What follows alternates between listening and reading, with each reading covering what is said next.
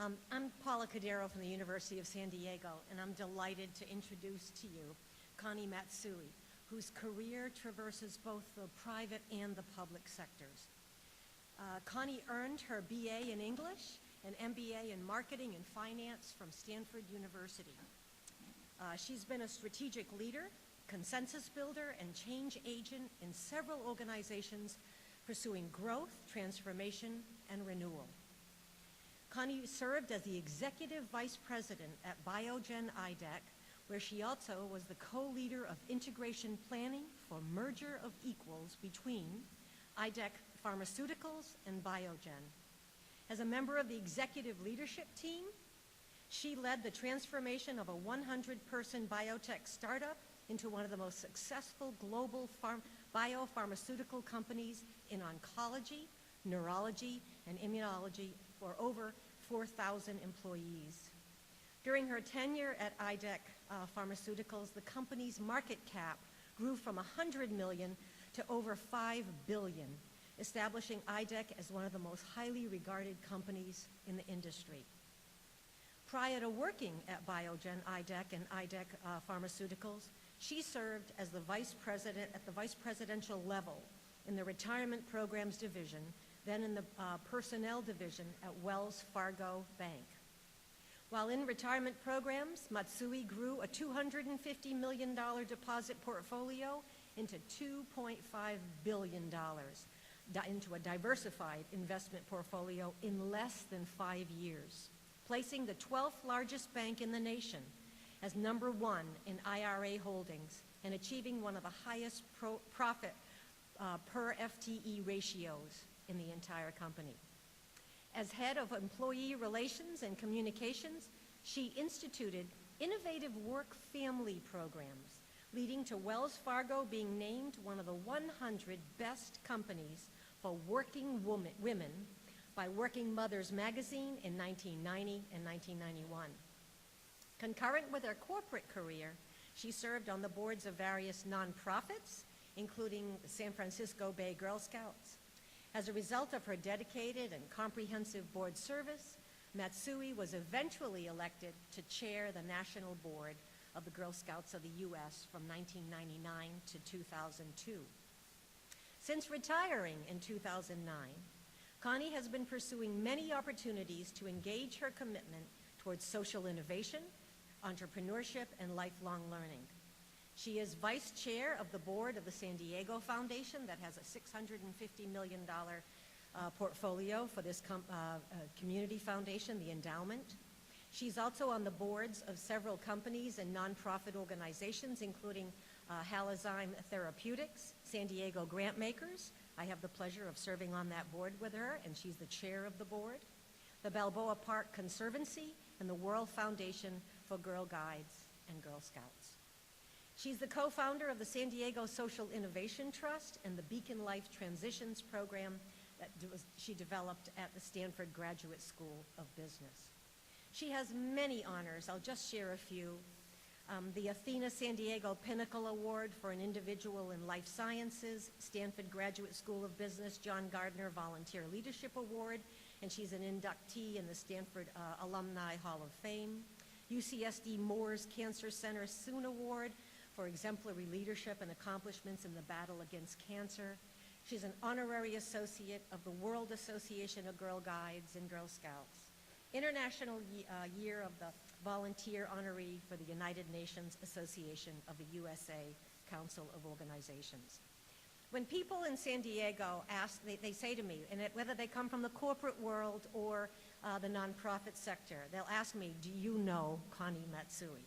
And I'm so fortunate. She is a gem in our community. She's a role model, a mentor. Ladies and gentlemen, I present Connie Matsui.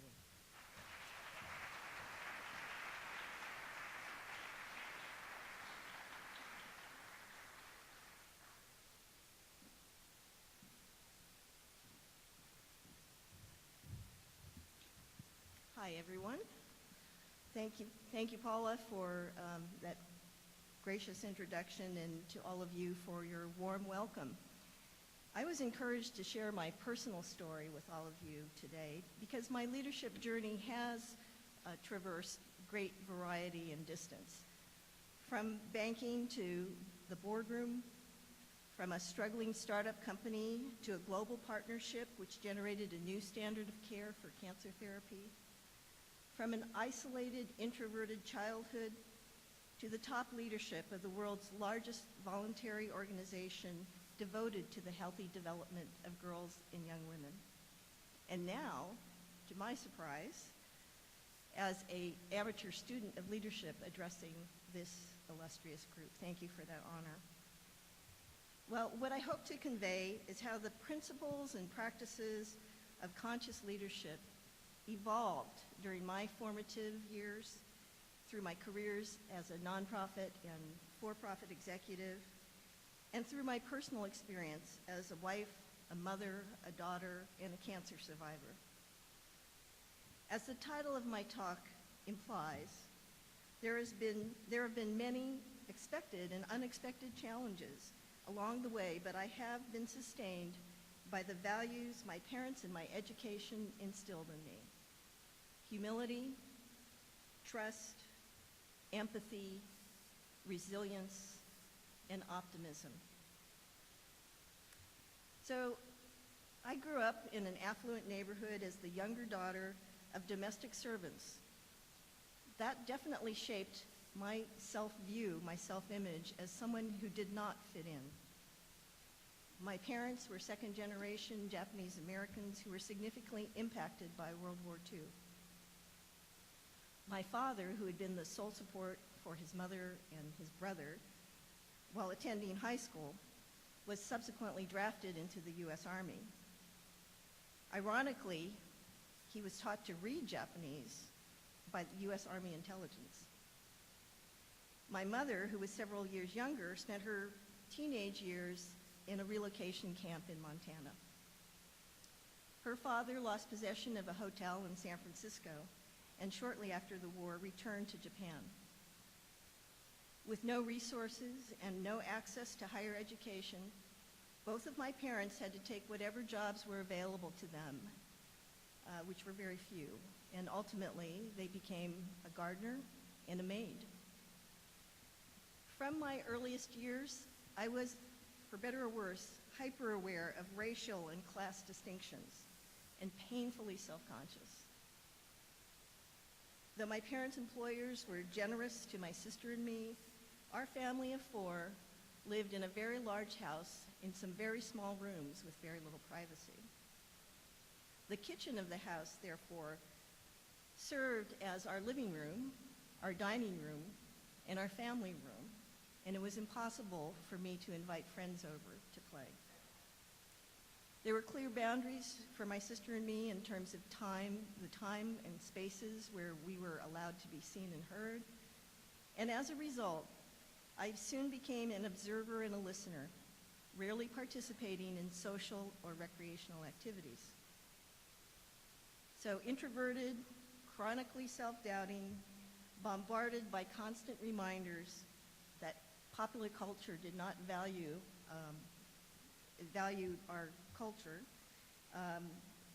and reminders that our people of Japanese heritage were considered alien and distrusted, I was therefore mostly content to be alone, connecting with the wider world through the 10 books that my mother allowed me to choose from the library each week.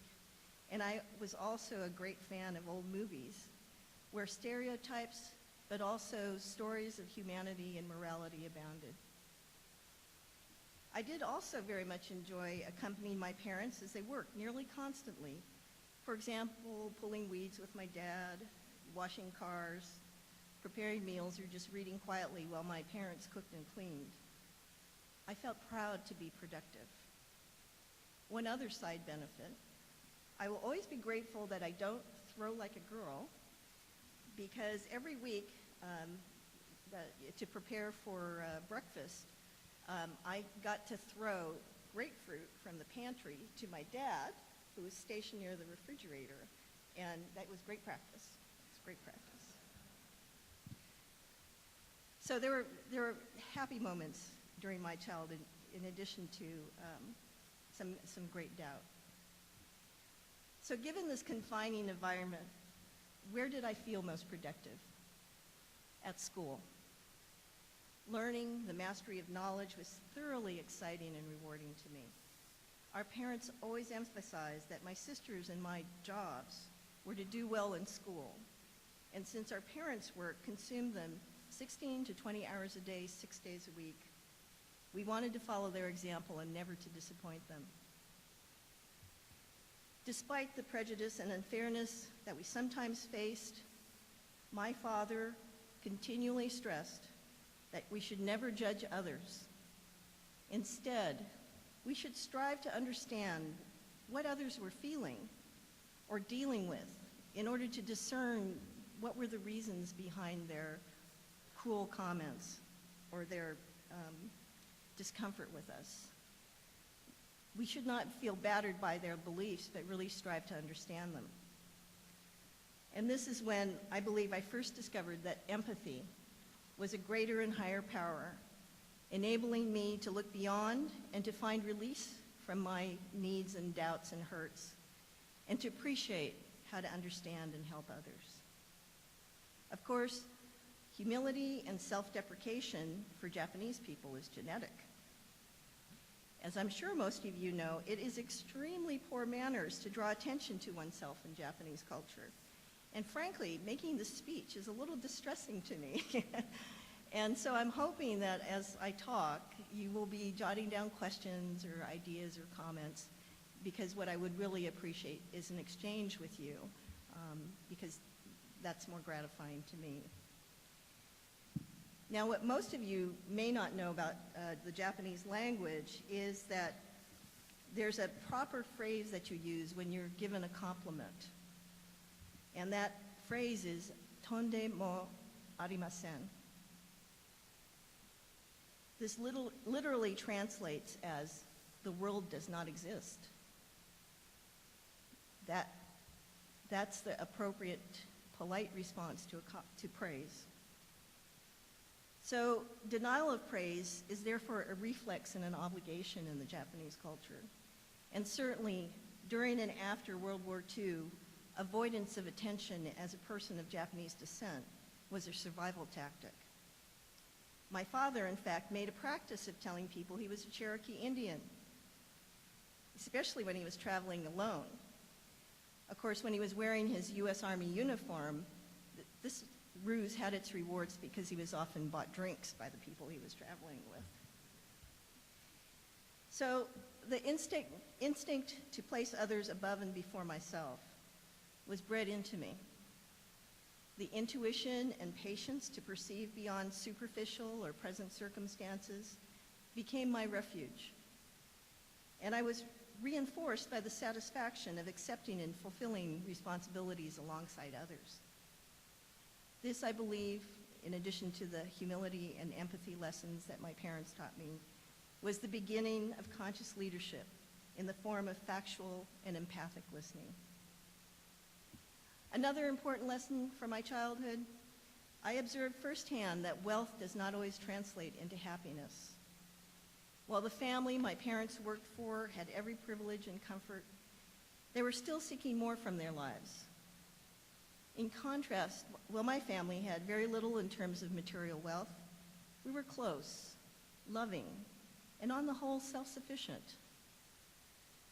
Rather than confiding in their own parents, the children of the family often sought out my parents for advice, comfort, shared laughter. They still remain close to my mother today. Thus, our parents were so generous with their emotional support and the little time and resources they had, so that my sister and I felt rich and never deprived. Elementary school was fun. Junior high and high school were thrilling academically and oh so humiliating socially. Some of you may relate. I did have a close circle of friends, misfits like me, but no dates, no proms, nothing like what was depicted in the television shows, movies, and music of the times, or even the active social life that my sister enjoyed.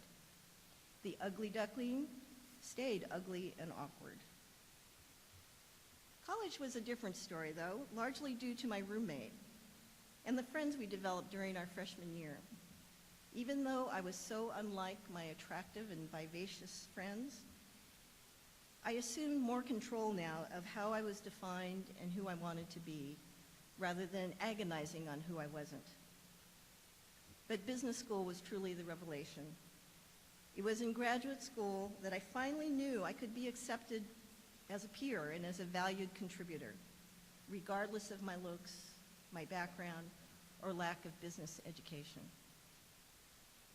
Because of the Stanford Business School's insistence on team learning and self-awareness, I not only found I actually had innate skills in strategic analysis, marketing, finance, and integration of disparate views and disciplines, but I also discovered a safe environment to develop new talents and to consciously compensate for my deficiencies. In short, here are some of the major lessons I learned. Number one, accounting can actually be fun.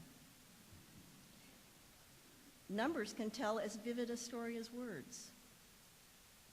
2, volunteering to introduce a weekly series of presentations by business leaders can help an introverted, shy person develop public speaking skills and style. 3, contrary to the appearance of leadership as a genetic legacy, judging from the distinctly male, tall, mostly white captains of industry we studied in school, as this group well knows, leadership can be taught. Moreover, it can be learned and is a cherished privilege. The 4th lesson, listening, understanding the customer, conducting market research is essential to successful product development as an integral part of any behavior-changing endeavor. And 5th, helping communities and people to thrive is a legitimate use of an MBA.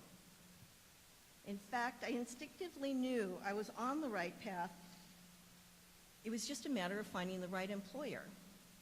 For instance, I knew IBM wasn't for me when the IBM interviewer intentionally insulted me during the interview to see my reaction. This was the so-called stress interview. And I also knew that General Foods wasn't a match for me when I asked the interviewer how he viewed the customer, and he replied with a broad grin and a self-satisfied look on his face, "I view the customer as a big bag of money." So it was evident when I met with the Citibank interviewer, and he said, "We are here to help people and communities," that I had found the industry for me. Most importantly, the MBA curriculum not only gave me valuable tools and insights to make sense of the world, the experience taught me to trust myself, to stretch my limits, and to learn to work effectively with others and trust them. Thus, in Dr. Sharma's words, I believe I acquired more ecosystem and stakeholder awareness to layer on top of the values that my parents taught me. With this foundation in place, I launched myself into the banking industry. In commercial banking, I consciously chose to take an untraditional path, electing to work in the branch system rather than in corporate lending. As one of a handful of individuals who attended business school directly from college, I knew that I needed supervisory experience to earn credibility and to round out my resume. And the management trainee track into the branch system was the shortest route. Now, in order for my branch colleagues to be relaxed and willing to teach me what they knew, I intentionally obscured the fact that I had an MBA. I instead enthusiastically absorbed every aspect of branch banking. I was fortunate that in the late 1970s, a long time ago, nearly all operations were still performed in the branch, and not in the massive and impersonal service centers that dominate banking today. As a result, I became one of the youngest employees to be promoted to assistant vice president and assistant branch manager, which prompted both hearty congratulations, but also anonymous queries about who I had slept with to be promoted so soon. This mixed treatment was followed quickly by 3 life-shaping events. Shortly after that promotion, I was invited by a senior vice president I knew to meet him in his office in the downtown headquarters. I was pleased he sought me out, expecting that he would be offering to mentor me, and was dumbfounded when he sat me down and said that I was too ethnic, too short, too young, too understated, and too female to ever advance in the company. I frankly can't remember the rest of the conversation. Around the same time, I attended a diversity workshop with the San Francisco Bay Girl Scout Council and found myself the center of attention when the dynamic and charismatic trainer talked about how our perceptions are defined by our previous experiences. He had just warmly embraced another woman who reminded him of his sister to illustrate his immediate rapport and affinity with her. Then he turned to me and said, "You are not someone I am comfortable with. I don't like you and would not choose to be in your company."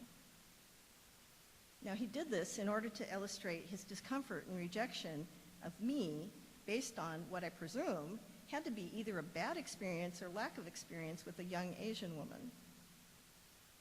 Sheesh. Did this trainer pick me because he knew I could take it? Or was I really an unpleasant foreign object to him? Was that senior vice president trying to shock me into assertiveness? Or was he really blackballing me? Either way, I came to accept that I can neither change nor control how people perceive me, and taught myself to anticipate the unflattering filters that people viewed me through. Nor did I see viable options to change anything about myself. In case you haven't noticed, I am short. I am ethnic, I am female, and I am not, nor will I ever be, domineering. So as a result of this insight, once I did become a branch manager in downtown San Francisco, I recognized that being decades younger and less commanding than my predecessors, that was going to be a handicap with certain customers. I therefore strategically moved my desk into the corner behind a large pillar and placed my assistant manager, a kindly older gentleman, in the prominent position on the floor. People naturally assumed he was the manager, but when a matter exceeded his authority, he would bring the customer over to me and graciously introduce me as his boss. Similarly, I discerned that the best technique to control a belligerent or overbearing client was to have that person sit down at my desk, then I would stand up and speak with them firmly and calmly. The third life-shaping event during the early 80s, and one of the most extraordinary outcomes of my otherness, was my introduction to Girl Scouting. Even though I was hopelessly, and will still be, always be, hopeless about tying knots and camping, I was approached to join the board of the Girl Scout Council precisely because I did not fit the typical profile. It was because I had no Girl Scout experience as a child, because I had no daughter who was a Girl Scout. In fact, I was unmarried. I had a corporate career and was not a stay-at-home mom, and I was a person of color who also brought age diversity. Yet the welcome I received as a new voice on the board could not have been warmer or more genuine. I found mission-driven people who I admired and enjoyed working with, and realized multiple ways to be of service to the organization and to the girls themselves. This in turn led to my election to the National Board of Girl Scouts of the USA, when Frances Hesselbein was still the National Executive Director. And Peter Drucker had just anointed the Girl Scouts of the USA the best managed organization in the United States. My gratitude and devotion to the movement enabled me to assume the chair of the National Board from 1999 to 2002 and continues vibrantly thanks to my recent election to the World Board of the World Association of Girl Guides and Girl Scouts, which encompasses 146 countries and 10 million active members around the world. So as a result of these pivotal events, I actually began to see my otherness as an asset, not as a liability. I was, for better or worse, hard to miss at a Wells Fargo corporate leadership meeting, a nearly completely homogeneous group. I was often selected for special projects or responsibilities for visible and less visible reasons. And I was fortunate to work with some of the brightest people in the industry and to acquire skills as an entrepreneur, moving into diverse yet fulfilling roles in a large company during a period of rapid change and innovation. Now, as an example of this diversity, and something which I think some of you will relate to, after a series of functional and general management roles, I was asked to lead company-wide employee relations and communications, as Paula described. I'd been handpicked for this responsibility precisely to bring business rigor to an otherwise messy and siloed part of the personnel division. This division included managing employment-related lawsuits, workers' compensation claims, OSHA issues, and at the time, we were staffed with one of the only in-house employee assistance programs in the United States. We had 7 clinical psychologists who were, in fact, part of our group. The department also delivered loyalty building programs for 27,000 employees and 7,000 retirees. And it was very intellectually and emotionally gratifying to work with this group of dedicated colleagues. What I do believe is my lasting legacy there is that I was able to help them apply data analysis and in-house expertise seamlessly to shift the company's reactive response to crisis to more of a proactive, integrated network of resources aimed at building morale and at preventing trauma, disputes, and alienation. So as I look back on this part of my career, I identify strongly with the definition of resilience presented by Diane Coutu in her May 2002 Harvard Business Review article, How Resilience Works. She asserts that resilient people possess 3 characteristics: a staunch acceptance of reality, like being short, a deep belief, often buttressed by strongly held values, that life is meaningful, and an uncanny ability to improvise. The next phase of my leadership development occurred when I left banking to join the biotech industry. Banking had become so much more impersonal and commoditized by then, much farther from the ideal of public service that had drawn me to it originally. It didn't help at all that my final assignment at Wells Fargo was to support a steady stream of mergers and acquisitions, snuffing out cherished community banks. This soul-draining work led me to leave banking and once again seek my place in an industry devoted to the common good. Through serendipity and my experience in M&A, I was placed as a consultant with a 100-person biotech company seeking to unify 2 geographically separate units into one fully integrated company in San Diego. This turned into a full-time job and an incredibly rewarding 16-year career. But the greatest relevance, I believe, to this group is that I believe that drug development is a prime example of generative listening, co-creative process, and ecosystem awareness, as Dr. Sharma described. Here's why. First, drug development is a highly specialized, complex, and unnerving process. On average, it takes $800 million and 11 years to get a drug approved in the United States. The focus of our company was to develop an alternative to chemotherapy for the treatment of cancer, specifically non-Hodgkin's lymphoma, with the goal of not only improving life, but of extending life.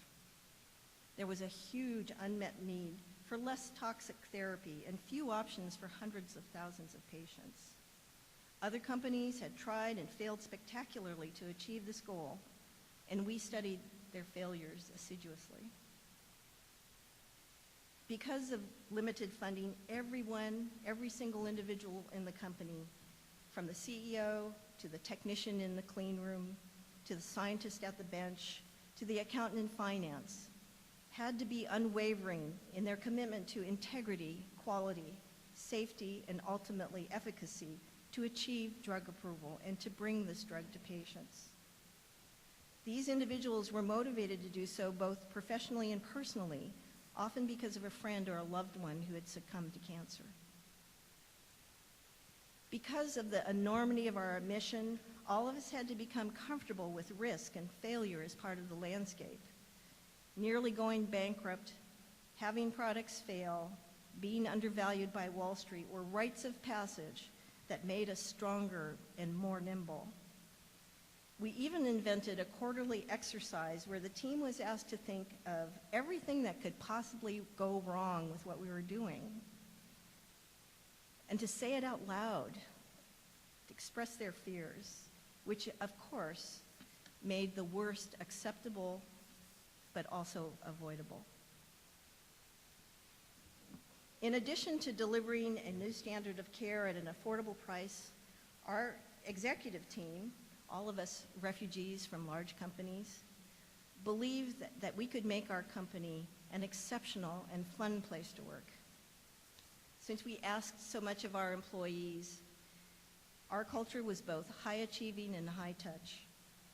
Thus, we all shared exceptional alignment between mind, heart, and will. We also had an infectious belief in the possible that's memorialized in one of our annual reports as a kind of fake advertisement that says, "We hope they never find a cure for optimism." As for outcomes, measurable outcomes, thanks to our colleagues and our multinational partners, our first product, Rituxan, also known as MabThera in the rest of the world, became the first monoclonal antibody approved for the treatment of cancer, and today has worldwide sales of $6 billion, including the treatment of new indications such as rheumatoid arthritis. Most importantly, Rituxan has and will continue to make both chronic and acute disease manageable, greatly improving the quality of life for patients and their families. I don't think you can ask for a more rewarding result. The other significant leadership lesson from this period was learning to manage my energy, not just my time. Simultaneously raising a young family, volunteering at the national level, and fulfilling an exciting and demanding corporate role forced me to efficiently differentiate between what I could uniquely do and what could be fulfilled by other people with different skills and different abilities. I always place as my highest priority whatever I can do to advance the work of others, and I also recognize when I need to be extroverted and energy-giving versus when I need to be introverted, protective, and energy-seeking and saving. I think those are things that have been described as qualities of conscious leadership here at this conference. And frankly, these capabilities were extremely valuable to me when I was diagnosed with kidney cancer and successfully treated. So as you heard, what I'm doing today includes serving on a number of boards, primarily for organizations that I believe have the power to transform our community. And I also have been involved in creating organizations that I believe fill an unmet need in the community, such as the Social Innovation Trust, which seeks to bring together people from different sectors in order to work on our largest and most untenable social problems. And as Paula mentioned, my husband and I partnered with the Stanford Business School to create a program using the MBA leadership curriculum in conjunction with professors from the design school to enable alumni who had completed their primary career to seek deeper meaning, fulfillment, and happiness in their years ahead. So I continue to innovate, I continue to be entrepreneurial, and experiment with different ways to achieve what I believe are values-based results. So in closing and returning to the theme of this talk, I believe that experiencing difficulty and challenge is essential to developing conscious leadership. I hope through the examples that I shared with you, which are very personal, that the pain of discrimination and the habit of being overlooked and undervalued inspired me to be inclusive, non-judgmental, mostly devoid of self-interest, and to always strive to bring out the best in others. I hope you also heard that the lack of knowledge, background, and role models in my career freed me to seek new responsibilities, to be open to input and ideas from all sources, to find answers on my own, and to create new paradigms and new solutions. And finally, having experienced loss, disillusionment, and crisis at a personal and organizational level, I savor and celebrate good outcomes and am infused with joy and gratitude for the energy and abundance I can devote today. So thank you for sharing this journey, as well as being generous contributors to the joy and gratitude I feel at this moment. Thank you, and I welcome your questions.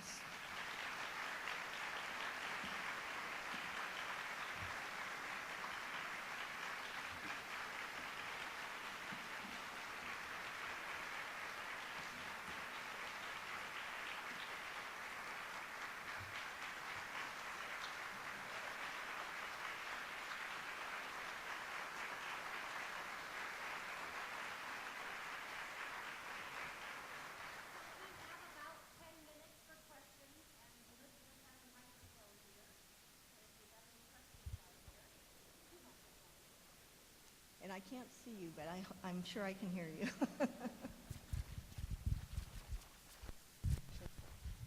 Hi, my name is Gaynell Vanderslice. Can you hear me?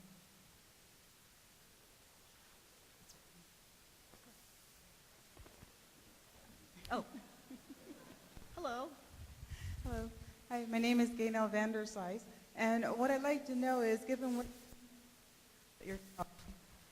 what you shared about yourself, would you encourage women to seek out these challenges can gain some of the skills that come to men, whether it's good times or bad? A lot of what you talked about in your experiences, you were in the position at the right time during some sort of a change or crisis, if you will, and you stepped up and took that opportunity where some men maybe would not have done that, leaving room for you. Would you encourage us to seek those opportunities deliberately? By all means. I think that you can always do more than you think you're capable of. And if you have if you are passionate about the goal, it's worth the risk. And I'll give you an example.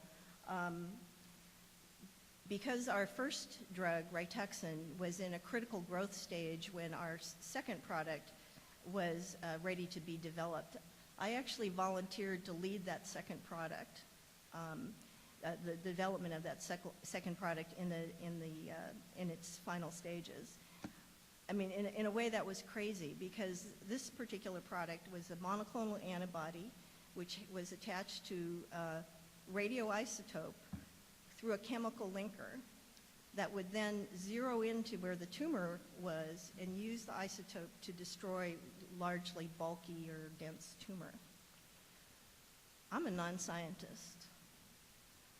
However, what I did believe is that what I knew how to do to build a team, to help people achieve great results, was more important than my knowing the science, because actually none of my colleagues knew the science of something that complex. So I think if you're clear on why you're taking that risk, why you want that opportunity, and are willing to apply your strengths to solving a problem, it's a huge opportunity and will be not only growth stimulating, but so rewarding. So yes, do it. Do anything? Ma'am, thank you for sharing your story, and not that you haven't been already an open book, but I am interested in how you found time to share your life with another person. And you didn't talk much about that, and I was wondering when that happened and how it came about. Sure. Thank you. Well, the magic of that is I met my husband in business school. We both came from relatively low-income families. We had great desire to improve the conditions, not only for our family, but for our community. And because we had shared the MBA experience, we very much understood how each of us was wired and how we wanted to apply our knowledge, again, for greater purpose. So the other thing was that not only did we share these values, and that is the key to our 34-year marriage, is our shared values.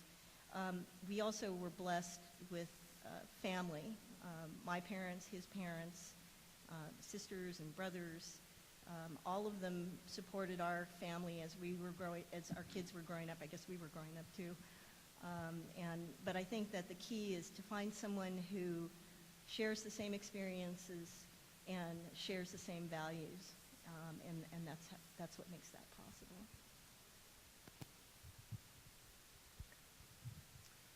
Hi, Connie. Thank you so much for sharing your story. Your story intersects with mine in very many ways, and I'm sure maybe throughout this conference. I have a question about this. We have a spectrum of generations in the room. And if there was one thing that you might tell women leaders in particular across the generations that might be helpful for them, mentoring, help in this case, what might that be? I think off the top of my head it would be kind to yourself and be kind to everyone.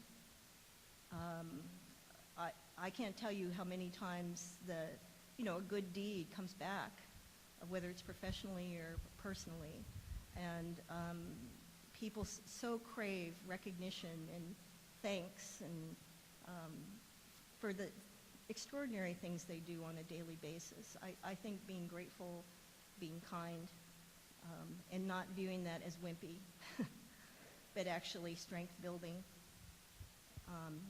is an incredibly important value, and one that will strengthen everyone around you, in terms of being a mentor as well.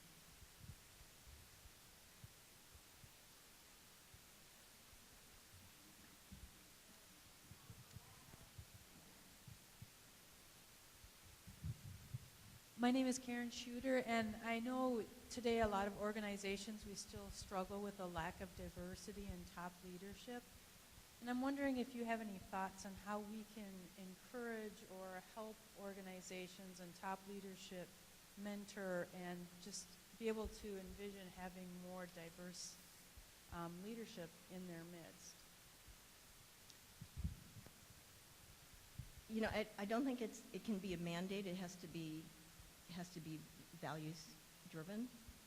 And I think the key is to make a personal connection between that goal and the people who are responsible for carrying it out. So, you know, whatever their background, there was probably some time that they felt, again, underappreciated, undervalued, marginalized, and to use that empathy, use that experience to help them see others who have the need for this kind of help and support that they might have received in their career. So I think creating the circumstances where it's not a mandate or so much of a mandate or a imposed requirement to become more diverse, but actually an opportunity and a unleashing of goodwill, as corny as it sounds, is where that kind of change will happen and be sustained, because you don't want to have more diversity simply for the sake of appearance. You want it to come from a deeper place where people will be proud to be able to relate to different people, different situations, because again, that just only makes them stronger and more impactful as a company and as a person.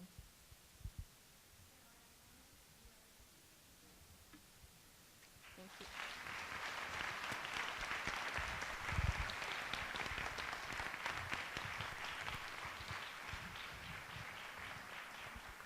Well, colleagues, what a privilege. It's such a shame to stop the conversation. There's so much more we want to speak about. So just for me, a takeaway, there's so many questions, Connie, if I may. Yeah. The sense of how you've provided a deep insight into leadership learning and character, resilience, virtue practices. We know role modeling is so significant, and we've seen it exemplified today. There's a question that was floated by colleagues, why should anybody be led by you? And I think people who have been led by you have been deeply touched and privileged. So on your behalf, and I hope you don't throw this, we're going to offer you a globe. I know I know you're very capable of throwing, but please do not. So on your behalf, if I may present to Connie a globe, and thank you very much indeed.